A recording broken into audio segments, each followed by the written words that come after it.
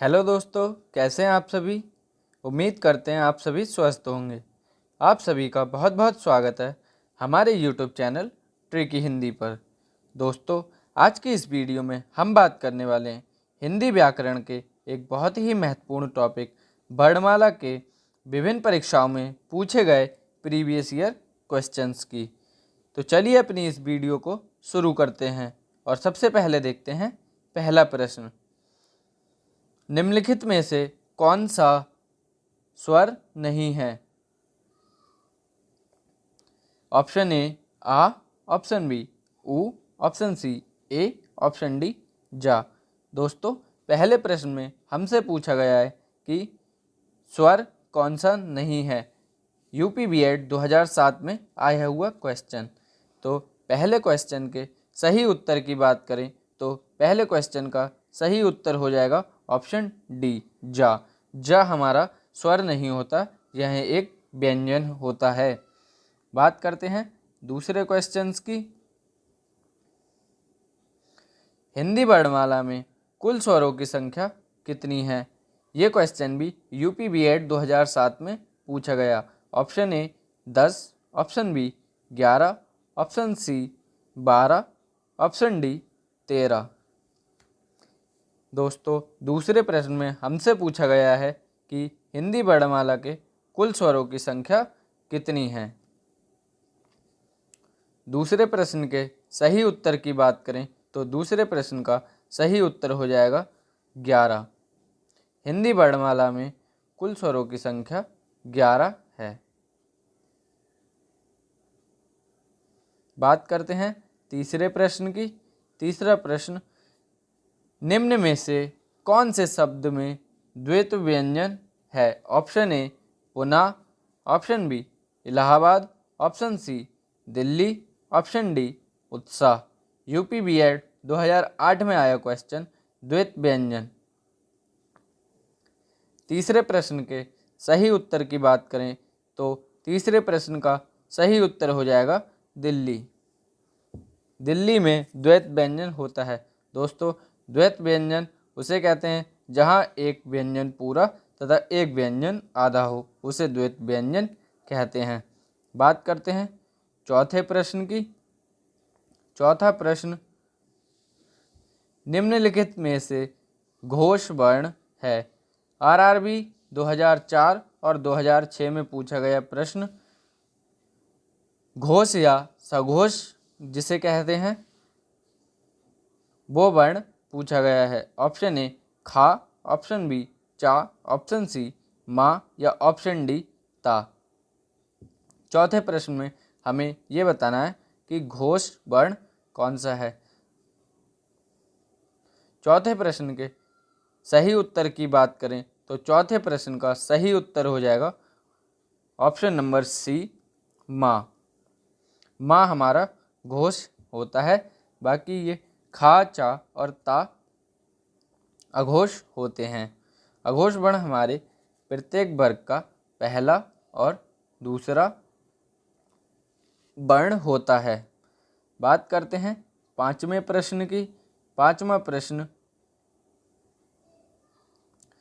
अनुनासिक व्यंजन कौन से होते हैं? बिहार पुलिस एसआई 2008 में पूछा गया प्रश्न। अनुनासिक व्यंजन कौन से होते हैं? ऑप्शन ए वर्ग के प्रथमाक्षर, ऑप्शन बी वर्ग के तृतीयाक्षर, ऑप्शन सी वर्ग के चतुर्थाक्षर, ऑप्शन डी वर्ग के पंचमाक्षर। तो अनुनासिक व्यंजन कौन से होते हैं? वर्ग का पहला अक्षर या वर्ग का तीसरा अक्षर या फिर वर्ग का चौथा अक्षर या वर्ग का पांचवा अक्षर। तो मैंने आपको अपनी क्लास में बताया था कि प्रत्येक वर्ग का पांचवा अक्षर अनुनासिक होता है। तो पांचवें प्रश्न का सही उत्तर ऑप्शन डी हो जाएगा। दोस्तों, बात करते हैं छठे प्रश्न की। छठा प्रश्न हमारा, निम्न में से कौन एक संयुक्त व्यंजन नहीं है? ऑप्शन ए छा, ऑप्शन बी त्रा, ऑप्शन सी ज्ञा, ऑप्शन डी शाह। यूपी बीएड 2008 में पूछा गया प्रश्न संयुक्त व्यंजन नहीं है।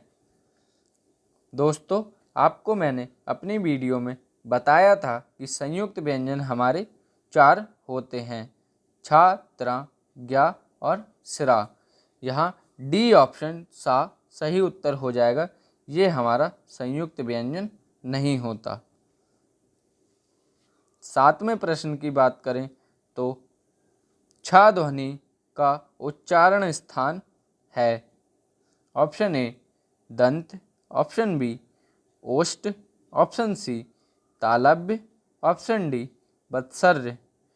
नेट यूजीसी जेआरएफ 2007 में पूछा गया क्वेश्चन छा ध्वनि का उच्चारण स्थान है। दोस्तों, हमसे सीधे सीधे पूछा है कि छा ध्वनि का उच्चारण स्थान होता है। 7वें प्रश्न के सही उत्तर की बात करें तो 7वें प्रश्न का सही उत्तर हो जाएगा ऑप्शन सी तालव्य। छा ध्वनि तालव्य से उच्चरित होती है। 8वें प्रश्न की बात करें तो 8वां प्रश्न हमारा निम्न में से कौन अयोगवा है। ऑप्शन ए विसर्ग, ऑप्शन बी अल्पप्राण, ऑप्शन सी संयुक्त व्यंजन, ऑप्शन डी महाप्राण। पीजीटी 2005 में पूछा गया क्वेश्चन अयोगवा किसे कहते हैं।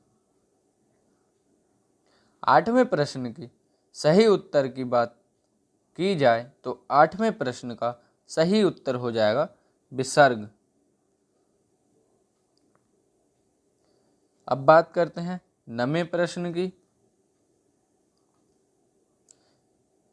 9वां प्रश्न हमारा हिंदी वर्णमाला में वर्ण हैं। Option A 50, option B 52, option C 54, option D 55।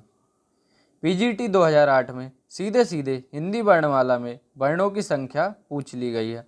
तो आपको मैंने अपनी क्लास में बताया था कि हिंदी वर्णमाला में वर्णों की संख्या 52 है। 10वें प्रश्न की बात की जाए तो 10वां प्रश्न निम्नलिखित में से कौन पश्च स्वर है। ऑप्शन ए वा, ऑप्शन बी आ, ऑप्शन सी जा, ऑप्शन डी घा। 10वां प्रश्न हमारा नेट जेआरएफ 2005 में आया है, जिसमें हमसे पश्च स्वर पूछा गया है। तो 10वें प्रश्न के सही उत्तर की बात करें तो 10वें प्रश्न का सही उत्तर हो जाएगा ऑप्शन बी आ। दोस्तों, आपको मैंने पश्च स्वर याद करने की एक ट्रिक भी बताई थी, जो ट्रिक थी आओ पीछे कुकड़ू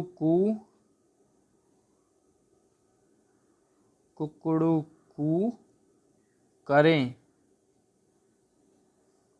बात करते हैं 11वें प्रश्न की।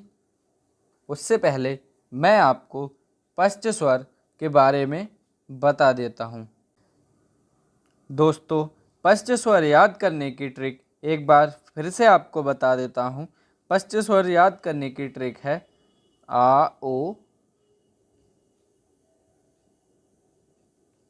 पीछे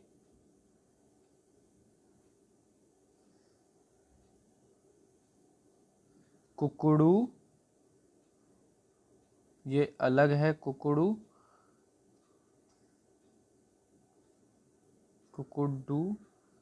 कुकड़ू कू करें। ये हमारे पश्च स्वर याद करने की ट्रिक हो जाएगी। पश्च स्वर आ ओ पीछे याद करने के लिए ये छोटे ऊ की मात्रा, ये बड़े ऊ की मात्रा, ये आगत स्वर की मात्रा, ये हमारे पश्च स्वर याद करने की ट्रिक हो गई। तो चलिए अब अपने प्रश्नों पर वापस चलते हैं और बात करते हैं 11वें प्रश्न की।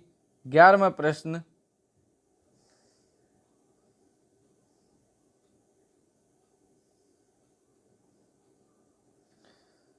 स्वर ध्वनि के प्रकार हैं। 11वां प्रश्न है स्वर ध्वनि के प्रकार हैं। पीजीटी 2004 में पूछा गया प्रश्न स्वर ध्वनि के प्रकार हैं। ऑप्शन ए दीर्घ, ऑप्शन बी विलुप्त, ऑप्शन सी ह्रस्व, ऑप्शन डी उपर्युक्त तीनों। 11वें प्रश्न में हमसे स्वर ध्वनियों के प्रकार पूछे गए हैं। तो 11वें प्रश्न के सही उत्तर की बात करें तो 11वें प्रश्न का सही उत्तर हो जाएगा ऑप्शन डी उपर्युक्त तीनों। ह्रस्व, दीर्घ और विलुप्त स्वर मैंने आपको अपनी वीडियो में बता रखे हैं। बात करते हैं 12वें प्रश्न की। ए ऐ वर्ण क्या कहलाते हैं? आरआरबी 2004 में पूछा गया प्रश्न ए ऐ वर्ण क्या कहलाते हैं? ऑप्शन ए नासिक, ऑप्शन बी मूर्धन्य, ऑप्शन सी ओष्ठ, ऑप्शन डी कंठ तालव्य। 12वें प्रश्न के सही उत्तर की बात करें तो 12वें प्रश्न का सही उत्तर हो जाएगा कंठ तालव्य। ये दोनों वर्ण कंठ तालव्य से उच्चारित होते हैं। बात करते हैं 13वें प्रश्न की। 13वां प्रश्न है कौन स्वर नहीं है? यूपी बीएड 2004 में पूछा गया प्रश्न कौन सा स्वर का प्रकार नहीं है? ऑप्शन ए आ, ऑप्शन बी उ, ऑप्शन सी ए, ऑप्शन डी या।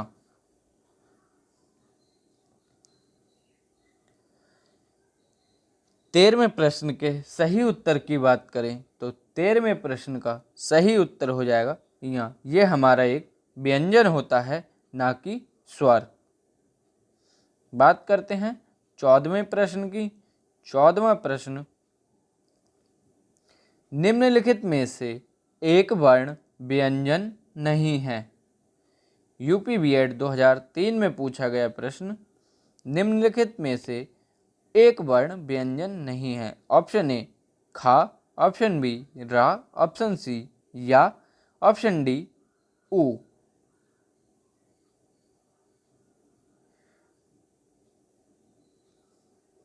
14वें प्रश्न के सही उत्तर की बात की जाए तो 14वें प्रश्न का सही उत्तर हो जाएगा ऑप्शन डी उ। ये हमारा स्वर होता है, ना कि व्यंजन। बात करते हैं 15वें प्रश्न की। 15वां प्रश्न हमारा निम्नलिखित में से ओष्ठ ध्वनि है। यूपी बीएड 2003 में पूछा गया प्रश्न निम्नलिखित में से ओष्ठ ध्वनि है। ऑप्शन ए ला, ऑप्शन बी रा, ऑप्शन सी सा या ऑप्शन डी फा। 15वें प्रश्न के सही उत्तर की बात की जाए तो 15वें प्रश्न का सही उत्तर हो जाएगा ऑप्शन नंबर डी फा। फा हमारा ओष्ठ ध्वनि होता है। बात करते हैं 16वें प्रश्न की। 16वां प्रश्न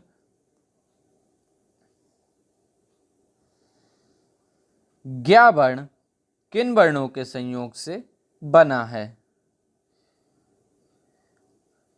एसआई 2002 में पूछा गया प्रश्न ज्ञ वर्ण किन वर्णों के संयोग से बना है? दोस्तों ज्ञ हमारा संयुक्त व्यंजन होता है और मैंने आपको अपनी वीडियो में बताया था कि संयुक्त व्यंजन परीक्षा की दृष्टि से काफ़ी इम्पॉर्टेंट होते हैं। परीक्षाओं में कई बार सीधे सीधे इनके संयोग जिन वर्णों का होता है उन्हीं के बारे में पूछ लिया जाता है। तो 16वें प्रश्न ज्ञ का संयोग किन वर्णों से हुआ है? ऑप्शन ए जा और या, ऑप्शन बी आधा जा और या, ऑप्शन सी आधा जा और धा, ऑप्शन डी जा या से हुआ है। 16वें प्रश्न के सही उत्तर की बात करें तो 16वें प्रश्न का सही उत्तर हो जाएगा ऑप्शन बी आधा जा और या। दोस्तों इस बात को विशेष तौर पे ध्यान रखना है कि ज्ञ में आधा जा और या मिलके ज्ञ बनता है। 17वें प्रश्न की बात करें। 17वां प्रश्न स्वरों की सहायता से उच्चारित वर्ण को कहते हैं? ऑप्शन ए व्यंजन, ऑप्शन बी स्वर, ऑप्शन सी शब्द या ऑप्शन डी समृत। दोस्तों 17वें प्रश्न के सही उत्तर की बात करें तो स्वरों की सहायता से उच्चारित होने वाले वर्ण कहलाते हैं व्यंजन। मैंने आपको व्यंजनों की सीधे सीधे परिभाषा यही बताई थी कि इनका उच्चारण स्वरों की सहायता से होता है। बात करते हैं 18वें प्रश्न की। 18वां प्रश्न घर्षण से उच्चारित व्यंजन हैं। ऑप्शन ए स्पर्श, ऑप्शन बी अंतस्थ, ऑप्शन सी ऊष्म, ऑप्शन डी उक्त सभी। दोस्तों परीक्षा की दृष्टि से हमारे स्पर्श व्यंजन, अंतस्थ व्यंजन और ऊष्म व्यंजन तीनों ही बहुत ज़्यादा इम्पोर्टेंट होते हैं। यहाँ पे हमसे पूछा गया है कि घर्षण से उच्चारित व्यंजन होते हैं। तो 18वें प्रश्न के सही उत्तर की बात करें तो 18वें प्रश्न का सही उत्तर हो जाएगा ऊष्म व्यंजन घर्षण से उच्चारित होते हैं। बात करते हैं 19वें प्रश्न की। 19वां प्रश्न हर्ष स्वर का उदाहरण है। ऑप्शन ए आ ई उ री, ऑप्शन बी दीर्घा ई दीर्घ ए, ऑप्शन सी आ दीर्घ ई उ ए ओ, ऑप्शन डी आ दीर्घा ई दीर्घ ई री। 19वें प्रश्न में हमसे सीधे सीधे पूछा गया है ह्रस्व स्वर कौन से होते हैं। तो मैंने आपको अपनी वीडियो में सीधे सीधे बताया था कि ह्रस्व स्वर हमारे 4 होते हैं। 19वें प्रश्न का सही उत्तर हो जाएगा ऑप्शन ए आ ई उ री। बात करते हैं 20वें प्रश्न की। 20वां प्रश्न काकल्य वर्ण कौन सा है। ऑप्शन ए या, ऑप्शन बी सा, ऑप्शन सी अणा, ऑप्शन डी हा। मोस्ट इम्पॉर्टेंट क्वेश्चन परीक्षा की दृष्टि से काकल्य वर्ण कौन सा है। 20वें प्रश्न के सही उत्तर की बात करें तो 20वें प्रश्न का सही उत्तर हो जाएगा ऑप्शन डी हा। हा हमारा काकल्य वर्ण होता है। ये मैंने आपको अपनी जब मैं चैप्टर की क्लास करा रहा था तब मैंने आपको बताया था कि काकल्य वर्ण हमारा हा होता है। दोस्तों आज की इस वीडियो में यहीं तक बात करते हैं। ये थे हमारे 20 प्रश्न। आपको हमारे द्वारा बनाए गए ये प्रश्न कैसे लगे?